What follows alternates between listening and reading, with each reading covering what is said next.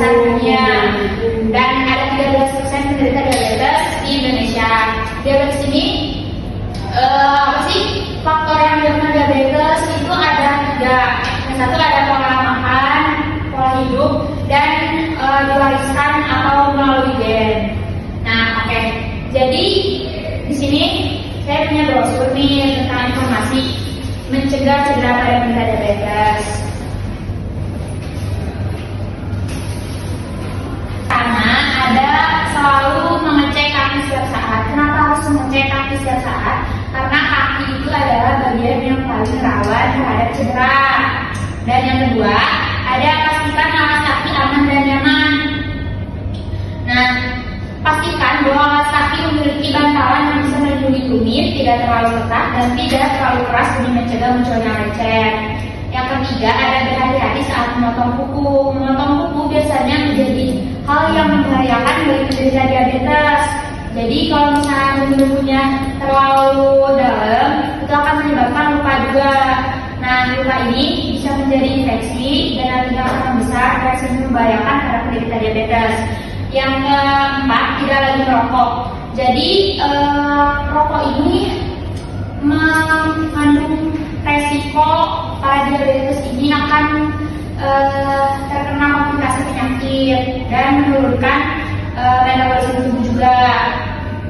Yang kelima, ada rutin memeriksa kadar gula darah. Jadi penderita diabetes bisa mengendalikan gaya hidup, pola makan, hingga penggunaan obat atau suntikan insulin yang bisa membantu mencegah kadar gula darah naik dengan drastis.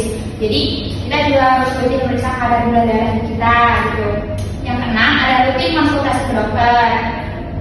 Jika perlu, mereka juga bisa meminta bantuan dokter atau medis lainnya untuk merawat luka yang dideritanya demi mencegah datangnya amputasi. Nah, jadi kalau misalnya kenapa sih harus banget gitu ya kita tuh menyadari luka-luka yang ada di kaki bagi penderita diabetes, karena penderita diabetes itu jika mengalami luka dia akan suka sembuh, dan suka sembuh ini jika tidak ditangani dengan tepat akan mengakibatkan amputasi yang mana nantinya menjadi lebih besar gitu bahayanya. Jadi bahaya banget nih. Dan yang terakhir, ada perhatikan nutrisi harian.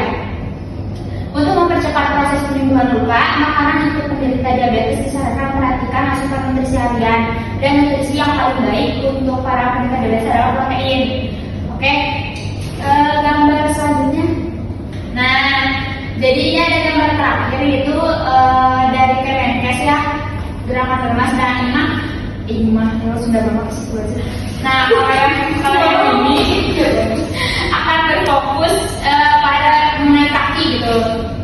Jadi apa aja? Yang pertama ada berikan pelembab atau lotion body atau body lotion pada daerah kaki yang kering, karena kaki yang kering ini akan itu juga sih menyebabkan luka juga akan semakin membesar jika tidak ditangani dengan tepat. Terus gunting kuku seperti yang tadi dijelaskan, ada pakai alas kaki, gunakan sepatu atau sandal yang baik, periksa sepatu sebelum dipakai.